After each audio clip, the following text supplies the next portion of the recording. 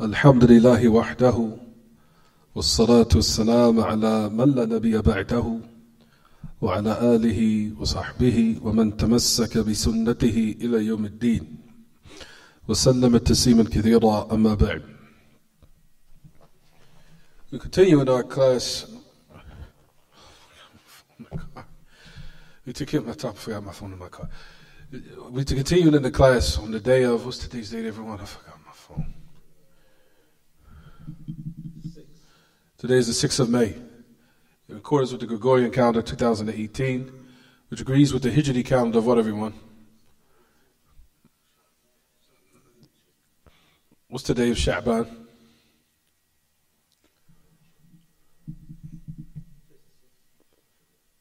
The 6th of May.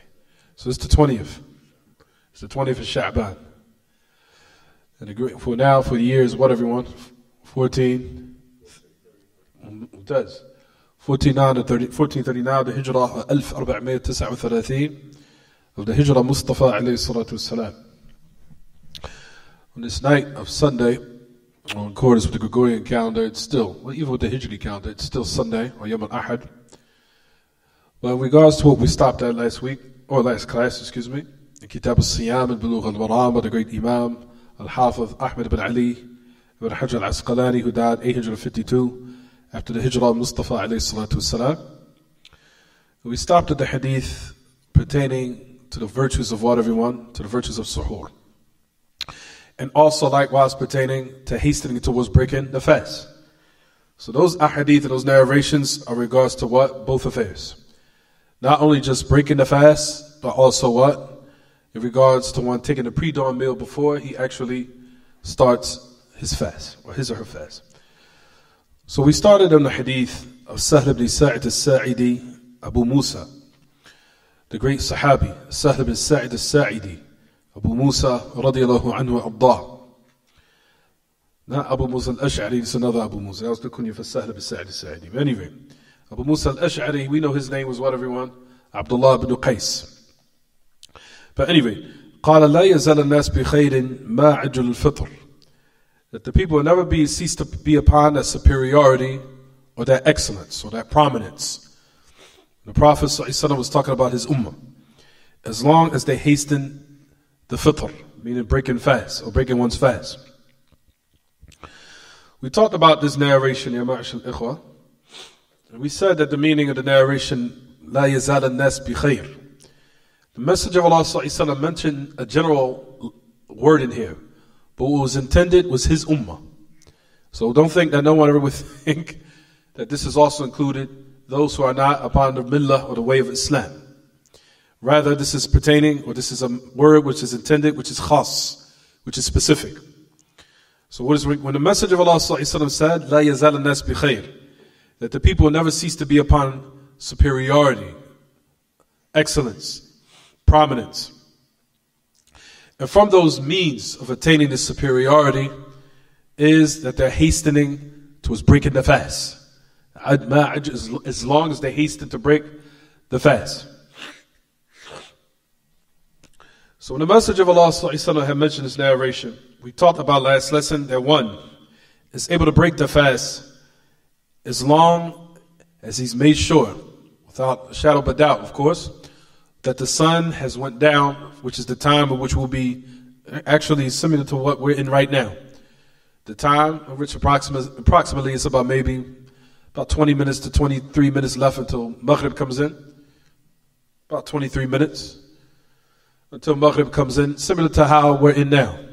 So a person will want, around this time, will either try to find whether or not it's time to break the fast, either by al-mushahada, as we said in last class. Number one, imma bil-mushahada, either by one seeing it himself, meaning that the sun has went down for the time of Maghrib. Right, Abdullah? You with me?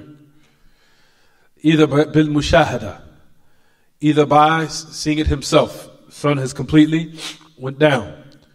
Or as we talked about last lesson, وَإِمَّا بِإِخْبَارِ مَنْ يُجِزُ عَفْوًا وَإِمَّا بِإِخْبَارِ مَنْ يُجُوزُ الْأَمْرُ بِقَوْلِهِ, or by informing or relying upon the one who would inform you. And And it's permissible to work by his statement. Meaning his statement is what? Reliable and trustworthy. So one will either see himself, or he will attain the news from someone else, or by hearing the adhan, in which we talked about last lesson, whose adhan is accurate and precise. That he calls the adhan at a time where everything is what? Accurate, in accordance to when it's actually the time to break fast. So it's either by mushahada, or it's either by what? وإما بإخبار من يجوز العمل بقوله أو يجوز العمل بقوله أو بسماع الأذان الذي يؤذن على التوقيت المنضبط فيبادر بالإفطار. So a person will hear the adhan, and the adhan in which the person is calling is in a time which is accurate and precise. So once those type of affairs have actualized, then one hastens towards breaking a fast. And we talked about Ya Ma'ash al-Ikhwa, it is not from aestheticism or so-called piety to now wait until the sun, or when the stars start to appear, or to wait a long time to after the fast, or the time of the fast has actually came in. You'll find that they'll put it off to a long period of time until the sun, why I keep saying sun, until the stars actually start to manifest themselves. Here in this instance, like we talked about, this is something not praiseworthy. Rather, this is something that is condemned and dispraiseworthy as far as in the Kitab and Sunnah. Because you notice the Messenger of Allah ﷺ has said, what everyone, clearly in this hadith that is in Bukhari and Muslim, which is in the highest forms of authenticity of a hadith. Where he said they will have that excellence, that superiority, when they what? Hasten towards breaking a fast. So a person putting it off 20 minutes later, 10 minutes later, or for half an hour, we say that the Messenger of Allah ﷺ had give the measure stick that the superiority of this ummah is based upon them, hasten towards breaking the fast, and not stalling or procrastinating. Rather, soon as they know, based upon what they see or what is based upon to the best of their knowledge, that the sun is down, then what? It's time to break, then wants to hasten towards breaking it, and not to hesitate. So that's the first narration we took last class. Then we took the class which is a Tirmidhi, even though we said it has some weakness in it. And also it says that Allah subhanahu wa ta'ala says, أَحَبُّ عِبَادِي إِلَيْ أَعْجَلَهُمْ فِطْرًا. That the most beloved of the slaves to me is those who are the quickest in breaking their fast. Those who are the quickest in breaking their fast. We say even though this narration here is weak, it has some da'f in it, but we said that the meaning is correct due to the fact that it's been legislated upon the tongue of the Messenger of Allah sallallahu alaihi wasallam. So the Messenger of Allah sallallahu alaihi wasallam legislated an affair, then we know that it's an affair that Allah loves. Because we know that the Messenger of Allah sallallahu alaihi wasallam would never come with something of a matter in which he would say that as a result of it is superiority and excellence, unless Allah subhanahu wa ta'ala revealed that to him in order to inform us or report to us that Allah wa ta'ala loves this matter. So actually breaking a fast is an affair that's beloved to Allah, even though we said that this narration might have some weakness in it. Also, we mentioned last class, what is the strongest opinion in regards to Al-Hadith Al-Qudsi? We said Al-Hadith Al-Qudsi, what is it, everyone? We said, majority of the people, they say that it's from Allah as far as the meaning, and the wording is from the Prophet ﷺ. We said that statement is what? Is da'if, is weak. Rather, the correct statement is that Al-Hadith Al-Qudsi is from Allah in the meaning and the wording. Both. That's the correct qawl. That's the correct statement in this particular mas'ala, this particular matter. Hadith al-Qudsi is from Allah, lafdhan wa ma'nan, as far as in the wording and in the meaning, both. As far as what you might find in even Shaykh Muhammad al-Jami, rahimahullah, he mentioned something about this, and he said, you'll find I'm sure you will find some books, and he was speaking to the students of knowledge, who were seeking knowledge, and saying to him, I'm sure you'll find in some of the books of the people of the ilm, that they say that it's from Allah as far as its meaning, but the wordings from the Messenger of Allah sallallahu alaihi wasallam. He says, he criticized them with respect, with honor, with dignity, and with integrity. He criticized them. And he said, may Allah subhanahu wa ta'ala reward them, of course, for their ijtihad. But in this particular matter, they're wrong. Rather, you'll find that what is the position of Ibn al-Qayyim, rahimahullah, the Hadith al-Qudsi is from Allah subhanahu wa ta'ala in the wording and the meaning, both. He says, so whoever makes the distinction between the two, then they have agreed with the Asha'ira, whereas they play around with this particular mas'ala, this particular matter. They play around with it. They say that the speech of Allah subhanahu wa ta'ala is done inwardly, but what is done with verbal words is something metaphoric. It's not real. That is the kalam or the speech of the Asha'ira, where this type of statement or this type of definition for al-hadith al-Qudsi agrees with their position, making that type of distinction. That al-hadith al-Qudsi is not from Allah as far as in its words. You notice that they try to avoid that. We know that's the position of the Asha'ira, because they play around with the speech of Allah. They say the speech of Allah subhanahu wa ta'ala is what? It's metaphoric, it's not real. Rather, the speech which is true, the true speech is done in himself inwardly. It's kalam nafsi, as they call it. Kalam nafsi. Something that's done inwardly. But verbally, it's not what? It's not real. So they try to play the same games in the hadith al-Qudsi, the exact same thing. It's no different. You'll find that they say in regards to the speech of Allah, tabarak wa ta'ala, al-hadith al-Qudsi, same thing. It's from the message of Allah as far as in His words, but the meaning is from who? From Allah. You see the similarity now? You see how they try to now? Do you see the similarity? They say that the words of Allah, look at the hadith al-Qudsi. And the Asha'ira, they say that al-hadith al-Qudsi is from Allah as far as its meaning, but the wording is from the message of Allah. If you look to their ta'rif or their definition of kalam, of speech, the same thing. They say Allah doesn't really speak. Rather, it's what? It's not real. Rather, the speech was intended by is speech that's done inwardly. Kalam nafs, or kalam al-nafsi. Apply the same thing to al-hadith al-Qudsi. So that's what Ibn al-Qayyim, when he was refuting this notion, he said the same thing likewise we say in regards to al-hadith al-Qudsi, is the same exact thing, which is, no, in refutation against the Asha'ira, we say that this hadith al-Qudsi, that is from Allah as far as in its wording and its meaning, both. Lafzan wa ma'nan. That's the kalam of Ibn al-Qayyim, and he laid down some good refutation in this regard, and also the great Imam, Sheikh Muhammad al-Jami, and also the great Imam, we could go down the list, and also likewise the great Imam, Sheikh Ubaid, Ibn Sulaiman, al-Jabari, Hafidhullah, said the exact same thing. He said, whoever says that the speech of Hadith al-Qudsi, where they make a distinction, where they say it's from the Messenger of Allah as far as his wording, but it's from Allah as far as his meaning, then he has agreed with the position of the people of Al-Bid'ah, from the Asha'ira. And also likewise, in which you'll find even some of the people these days, and we don't care what they say, even from our upcoming, inshallah, will be from the Kibar al-Ulama one day, Arafat Muhammadi AbdurRazzaaq, Hafidhullah wa ra'ah, in which probably if I say this name online, people probably are going to be repulsed. Ugh, subhanAllah, he's sa'fuq. At any rate, even when I was listening to his lessons, even Sheikh Arafat Muhammadi AbdurRazzaaq even mentioned the exact same thing in a book entitled Kitab al-Iman by Sheikh Muhammad Abdul Wahhab. Sheikh Muhammad Abdul Wahhab also has a Kitab al-Iman. He has a Kitab Usul al-Iman, It's called Kitab Usul al-Iman by Sheikh Muhammad Abdul Wahhab. He taught that book about a couple of years ago. And in the book, Sheikh Arafat Muhammadi said the exact same thing. When I was listening to his lessons too, he said exactly what I'm saying now. He said what is correct as far as al-Hadith al-Qudsi is that it's from Allah as far as the wording and the meaning both. From the wording, it's from Allah's word and the meaning, both.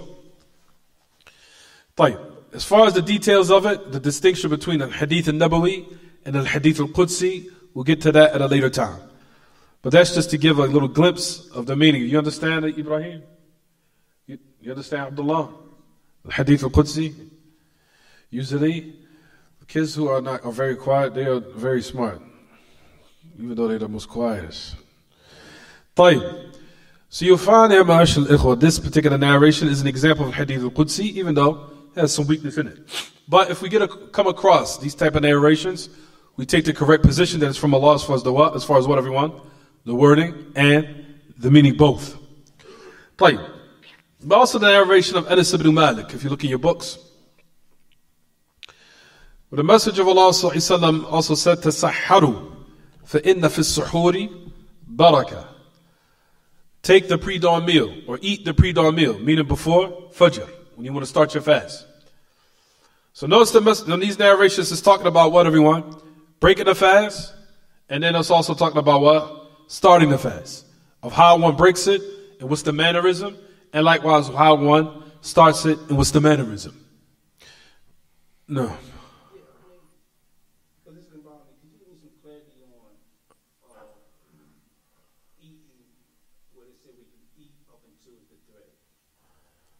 We get to that. The white thread becomes clear, distinct from the black thread. The meaning more or less is the day and the night. He says, eat until the white thread becomes clear. كلوا واشربوا حتى يتبين لكم الخيط الأبيض من الخيط الأسود من الفجر. ثم تمسوا الليل. This hadith says in ayah Surah Al-Baqarah. At any rate, Allah subhanahu wa ta'ala says, eat and drink until the what? Until the white thread becomes distinct from the black thread. Two narrations come in that regard. One is on the authority of Sahl ibn Sa'id al-Sa'idi. And the other one is on the authority of Adi ibn Hatim. Adi ibn Hatim had tied, he took a white thread or white needle, and he took a black needle. And Sahl ibn Sa'id said they used to tie it around their legs. And he said when they tied the white needle and the black needle, they what? They tried to wait for Fajr until some type of way that the white needle would become what? Distinct from the black needle or what have you. So they took and misunderstood the meaning. Then when Allah subhanahu wa ta'ala revealed the last part of the ayah, it says, then complete your fast until Maghrib. So basically what was intended by the meaning of that ayah is what? The night and the day. That's the meaning of the ayah. Until white, the day of the night, or the day of the until the white thread becomes clear from the black thread. That's called the day and the night. And some ulama tafasirs, meaning the light that you see in which it comes out, which we talked about a couple of weeks ago, where the light that it comes out for Fajr, and the line goes across the horizon, and it starts to spread out until the day becomes the day. That's what's intended about the ayah. So basically, when that time or when the light starts, or when it not illuminates, but when the line actually starts to go across the horizon, that's the time in which, or that's the correct adhan and the correct time when you're supposed to start your fast. Because that's the time actually for what? For Fajr. Your second adhan. The second adhan, meaning the actual time for when Fajr comes in. Every day that we go through, every time we wake up for Fajr, this is what happens. When there's a night that comes out, or when the light starts to come out and it goes across the horizon, but if it was for the fake adhan, if we had two adhans, of course, it would go back to being black again. But then when the actual time for Fajr, the light starts to go across the horizon, but it gets bigger and bigger and bigger until the day becomes the day. So that's what's intended to by what? Until the white becomes distinct from the black needle or the white needle becomes distinct from the black needle, meaning the night and the day. That's what is intended by the ayah. Is it clear what I'm saying? Brothers, we have to keep going. So, tafadhal. At the time for Maghrib. طيب. So notice in regards to fitr, one is to what? Hasten towards breaking the fast. Hasten towards breaking the fast. In regards to the pre-dawn meal, there's one, he delays it all the way up to the closest time as much as possible. As much as possible, if he's able. As much as he's able. So no, we talked about last class. There's numerous narrations that come in the benefits of suhoor. This was one of them in the authority of Anas ibn Malik, which is in your books. There's another narration on the authority of Amr ibn al-As, radiyallahu anhu. And also the Imam al-Albani authenticated this narration, where he said, فَصُّ مَا بَيْنَ صِيَامِنَا وَصِيَامِ أَهْلِ الْكِتَابِ أَكْلَةُ السَّحَرِ. So the criteria, or that which distinguishes us between our siyam and the siyam of the people of the book, is eating the pre-dawn meal. So that's another narration to show what distinguishes us or makes us different from the siyam of those from the past, from the people of the book. From that is that one, if he wants to make himself distinguished, then he should take the pre-dawn meal. What does that necessitate, everyone? that if one doesn't take the pre-dawn meal, then it's similar to what has been done from the past. So one, the Messenger of Allah commanded us to what? Oppose the inhabitants of hell, especially in these affairs in which we think and deem to be not that important. But the Messenger of Allah ﷺ made that as a sign to distinguish us between, especially in the aspects of worship, to make us different from those who preceded us from the past, who Allah Ta'ala sent astray, or His anger and His wrath fell upon them. To not be similar to them. And one of those ways you make yourself distinguish is that you take the pre-dawn meal. In which it says in this narration, which is also in Sahih Muslim, in Abu Dawud, Tirmidhi, in Nasa'i, and Ibn Khuzaymah. That's what he said. Also, Imam al-Albani authenticated this narration. When he thought of Amr ibn al-As, that it said, the fasl ma baynana wa bayna al-kitab aklatu sahar. That criteria, or what distinguishes between our fast and the fast of the people of the book, is eating the pre-dawn meal. So it's another virtue of what? Of sahur. It's not called suhur, sahur. It's called sahur. Sahur. طيب. There's another narration on the authority of Salman al-Farisi. This is not in your book. The Shaykh al-Albani said it's Hasan li ghayri. It's Hasan li ghayri. On the authority of Salman al-Farisi, قال رسول الله صلى الله عليه وسلم البركة في ثلاث أو في ثلاثة في الجماعة والثريد والسحور. And the authority of Salman al-Farisi said that the barakah, the blessing, is in three things. He says in the congregation, in the jama'ah, and the jama'ah has a couple of meanings. From them is the congregation, of course, when praying, and from them is the congregation of when person travels, and also likewise the congregation of those who's in obedience to the Muslim ruler. Of course, no doubt. All of that includes the meaning, or is comprehensive for the meaning of jama'ah. So the meaning of jama'ah is what, everyone? It could be either the meaning, of course, in congregation and prayer, because we know that is where the barakah is, where the person prays in congregation, right? And also when he travels, he should be in a congregation, which is more than two. And also likewise, the one who's in obedience to the ruler and stays with the united body of those who are in his obedience, is also the barakah is in that, no doubt. So when the Messenger of Allah said, barakah is in three things. And he mentioned from them the jama'ah, and then he said al-thareed. The thareed. Thareed basically means al-maraq. Means that the sauce that usually comes out from when a person eats the meat, when the sauce actually comes out. During the time of the Messenger of Allah sallallahu, that was something to be very deemed to be very good and very appreciative, especially in those meals when people are looking for something to satisfy them, especially in certain things that they eat. They used to love the thareed. The thareed is like the sauce, or the what was the maraq, or the thareed. Thareed is like it's like the juice or the flavors that comes out of the meat. I don't know. We'll see. Is there a proper word for English that they just say? Sauce or something like that? Broth. So thareed is like the broth of certain meals, and when a person is what? Is eating. Think about food right now, EB. طيب. The third thing, which is, what the Messenger of Allah mentioned here, is as-sahur. So it's another narration to show the benefits and the virtues of the pre-dawn meal. So notice we have three narrations so far. The Messenger of Allah, in one narration, he commanded us to do it. He said, tasahharu. So notice that in a manner, if you look in your books, he says, eat and take the pre-dawn meal. So it was in a command form. To want to what? To show it. To actually do it. To high emphasize that a person shouldn't leave it off.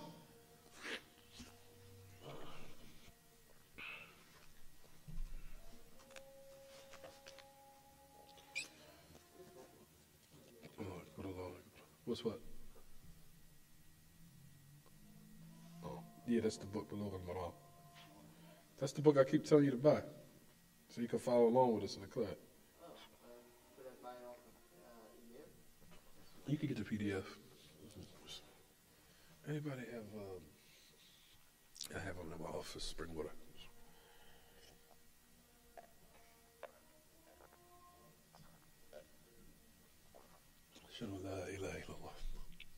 everything hurt. You can share with him. You can share with one of the brothers. You can share with him. Post sit next to him and share with him.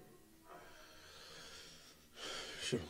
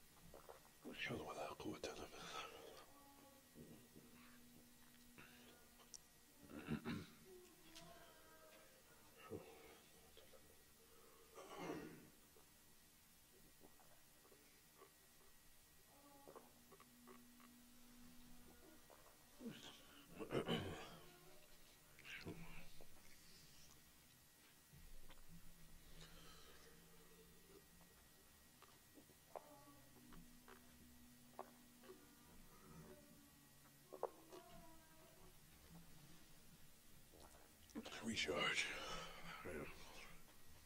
What is that?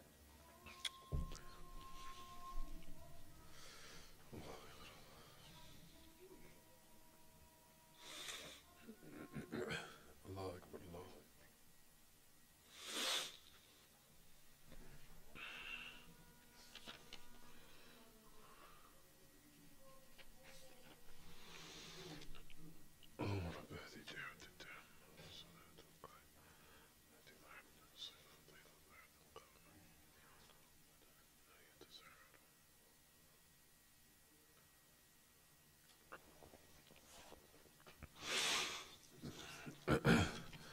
So one narration you'll find that the Messenger of Allah sallallahu alaihi wasallam said, "Al-baraka fi thalatha, fil jama'a wal-tharid wal-sahur." So one narration he thought is Salman al-Farisi. Like I said, these are not in your books. He says that the Messenger of Allah sallallahu alaihi wasallam said, "Al-baraka, the blessing is in three things." He said, in the jama'ah, in their broth, which is in their food, and the last thing he said, which is what everyone? He said in the sahur. So keep in mind, the first narration, he commanded that one take the pre-dawn meal. So it's something that shouldn't be left off. Now.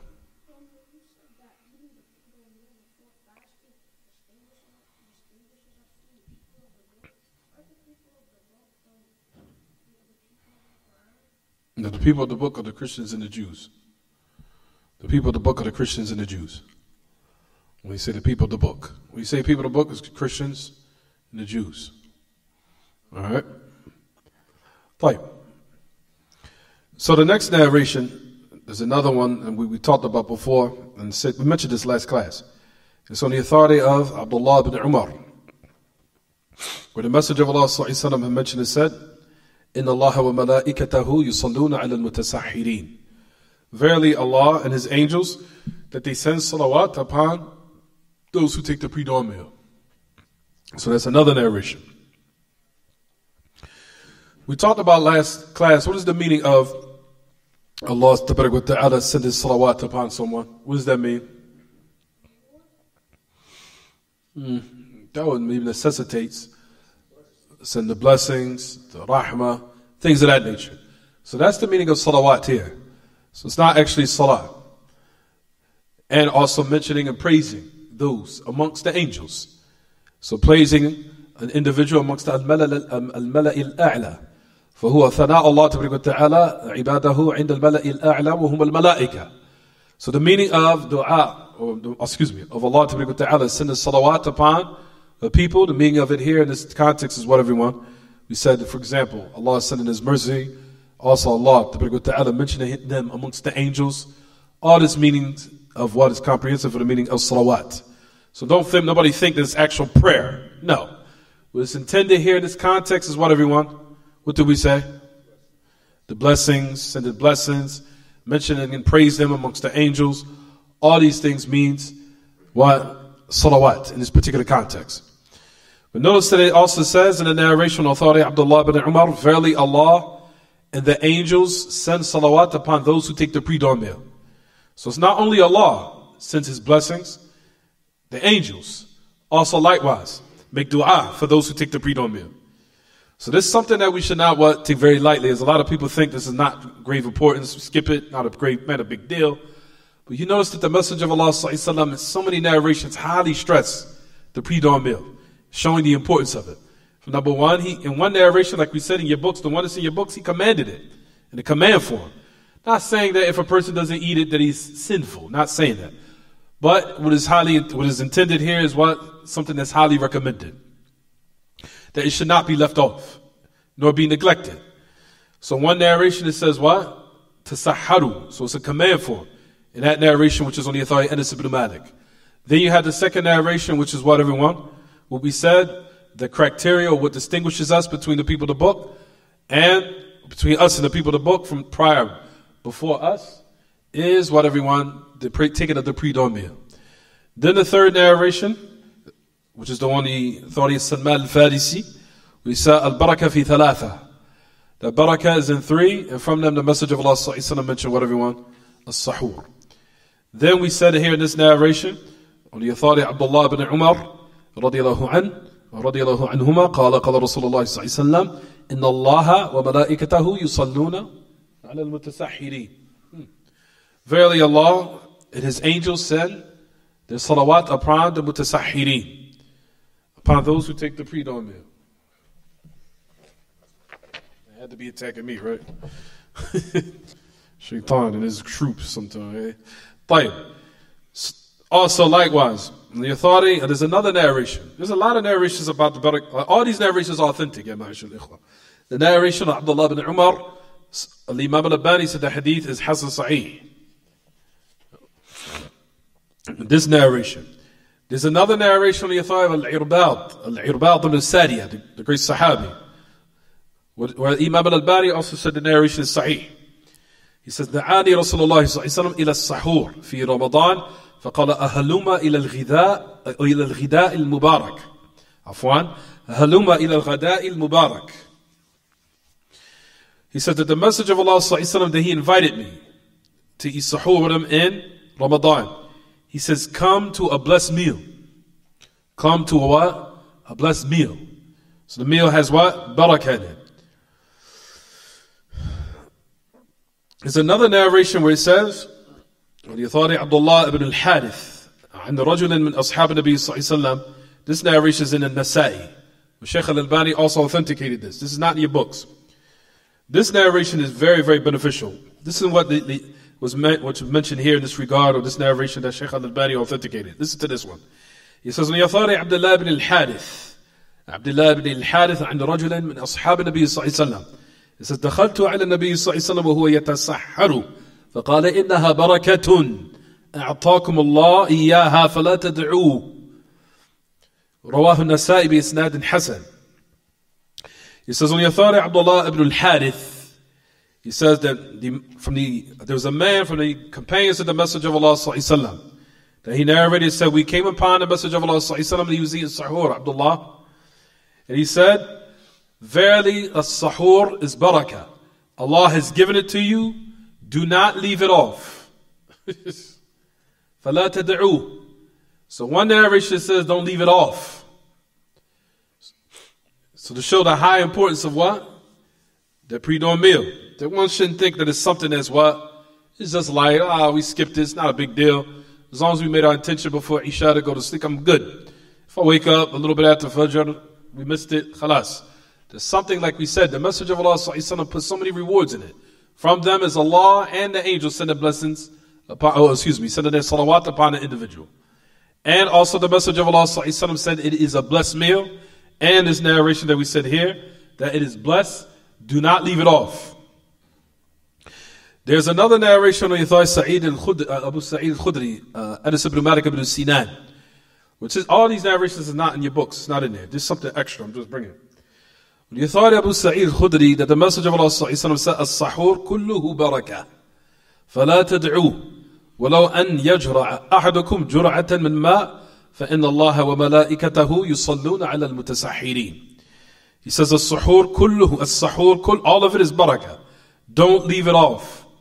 Even if one of you was to what? To drink a sip of water. For verily Allah and His angels what? Send salawat upon those who take the pre-dawn meal. And this narration is also Hasan, لغيره.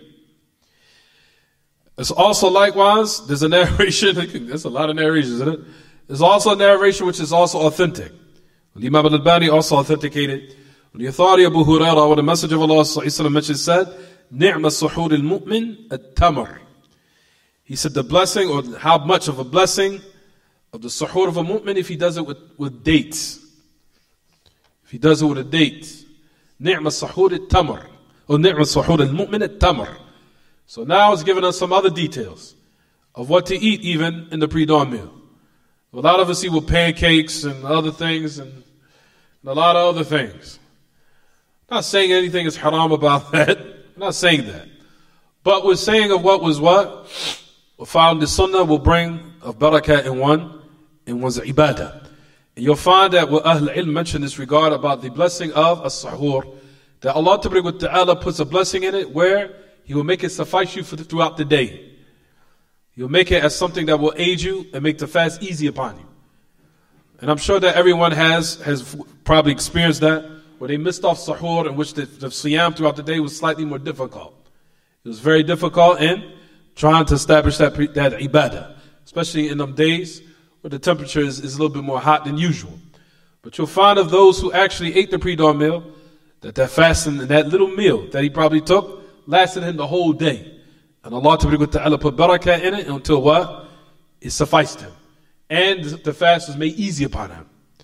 So all these narrations is to show the importance of it. And it's a sunnah in which distinguishes us between the people of the book and the people who are upon the millah of the message of Allah which is Islam, that distinguishes between us and them. And we've been commanded to what? To oppose them. Especially in the affairs of worship. Especially. The last narration, where the message, there's one more left, and we'll stop and pray. With the authority of Abdullah ibn Umar, he says that the message of Allah said, تَسَحَّرُوا وَلَوْ جُرْعَ مِنْ مَاءٍ. وَلَوْ بِجُرْعَةٍ مِنْ مَاءٍ. When the message of Allah also mentioned the narration, this narration is also Hasan. He says, take the pre-dawn meal, meaning it's a command form. تَسَحَّرُوا وَلَوْ بِجُرْعَةٍ مِنْ مَاءٍ. Take the pre-dawn meal, even if it's with a sip of water. Even if it's with a sip of water. So then we have about maybe seven narrations. 1, 2, 3, 4, 5, 6, 7, 8, 9, 10. 10 narrations. So they gave you one in your book. It's 10 here in my book. So it's 10 narrations, all of them are authentic. Stressing the high importance of what? Of a sahur. The pre-dawn meal is very important. So a lot of people think, like we said, it's something that's not that important. Rather, you'll find that the message of Allah, some a lot of narrations said what? Don't leave it off. And who doesn't want that Allah Ta'ala and His angels send salawat upon you? Who doesn't want that? It's something that's easy. All you have to do is get up and eat. So it's not something that's what? Be difficult. All right, we'll stop here. We'll continue after the salat, inshallah. طيب. We'll stop here. We pray Maghrib. وصلى الله وسلم وبارك على نبينا محمد. وصلى الله وسلم وبارك على نبينا محمد وعلى آله وصحبه. سبحانك اللهم وبحمدك أشهد أن لا إله إلا أنت أستغفرك وأتوب إليك.